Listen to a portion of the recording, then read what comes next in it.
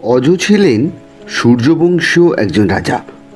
তিনি মহারাজ রঘুর পুত্র ও দশরথের পিতা এবং শ্রীরামচন্দ্রের পিতামহ। সরয়ূ নদীর তীরে কোশল রাজ্যের রাজা ছিলেন অজ। তার রাজধানী ছিল অযোধ্যা।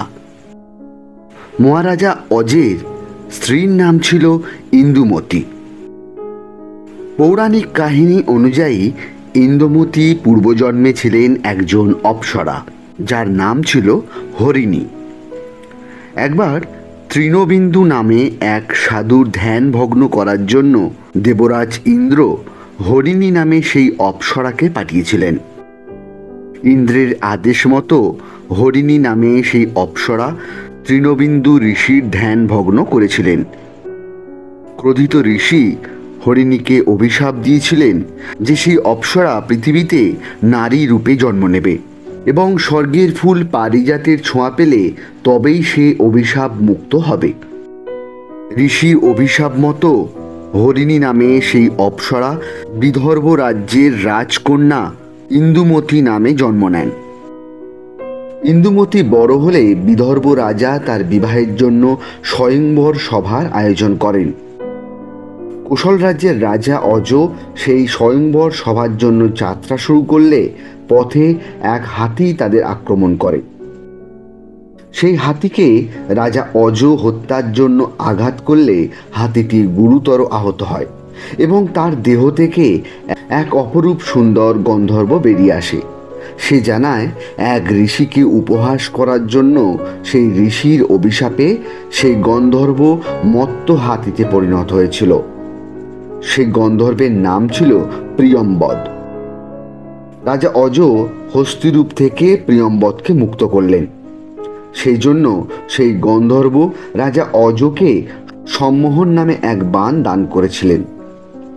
এই বাণের সাহায্যে রাজা অজ স্বয়ম্বর সভায় সমস্ত রাজাদের পরাজিত করে ইন্দুমতিকে বিবাহ করেন। ইন্দুমতির গর্ভে জন্ম নিয়েছিলেন দশরথ। দশরথের জন্মের কয়েক মাসের মধ্যেই রানী ইন্দুমতির মৃত্যু হয়। রানী ইন্দুমতির মৃত্যুর কাহিনীটি বড়ই অদ্ভুত। একবার ঋষি নারদ আকাশপথে যাত্রা করছিলেন। এই সময় তার গলা থেকে পারিজাত ফুলের মালাটি খসে পড়ে এবং সেটি নেমে আসে পৃথিবীতে।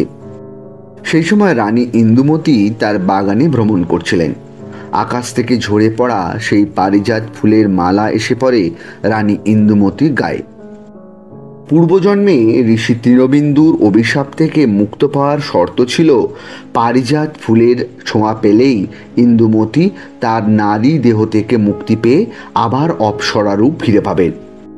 সেই মতোই যখন নারদের গলা থেকে ঝরে পড়া পারিজাত ফুলের মালা এসে পড়ল ইন্দুমতির উপর, সেই ফুলের আঘাতে মৃত্যু হলো রানী ইন্দুমতির। এই ঘটনা থেকেই ফুলের আঘাতে মূর্ছা যাওয়া এই প্রবাদটি চালু হয়েছে। রানী ইন্দুমতির মৃত্যুতে শোকাহত হয়েছিলেন রাজা অজ। প্রিয়তমা রানীর মৃত্যুতে শোকাহত রাজা কিছুদিনের মধ্যেই মৃত্যুবরণ করেন এবং স্বর্গে যাত্রা করেন। রাজা অজের পর তার সিংহাসনে বসেছিলেন তার পুত্র দশরথ। দেবকাহিনীর এই ভিডিওটি কেমন লাগলো অবশ্যই নিচের কমেন্টে জানান এবং ভিডিওটি ভালো লাগলে লাইক করতে ভুলবেন না। সেই সঙ্গে এরকম নানা পৌরাণিক কাহিনী জানার জন্য অবশ্যই এই চ্যানেলটিকে সাবস্ক্রাইব করে রাখুন।